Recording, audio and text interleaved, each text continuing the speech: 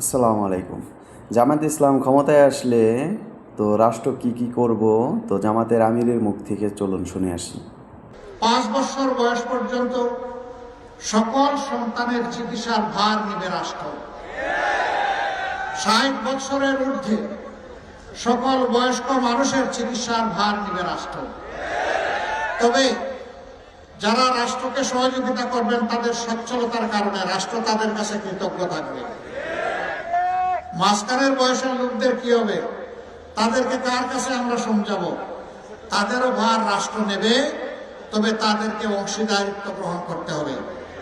আমরা অলিক কোনো ওয়াদা দেব না, মিথ্যা কোনো আশ্বাস দেব না। মিথ্যা আশ্বাস মানুষকে অপমানিত করে এবং মানুষকে দুঃখায় ফেলে। আমরা ওদিকে নাই। আমরা যুবক যুবতীদেরকে বলছি, তোমাদেরকে আমরা কোনো বেকার ভাতা দেব না ভাই এবং বোনেরা। তোমাদেরকে বেকার বানিয়ে রাখতে চাই না। তোমাদের 2 হাতকে দেশ গড়ার কারিগরের হাত বানাতে চাই। তোমাদের কাছে মর্যাদার কাজ তুলে দিতে চাই।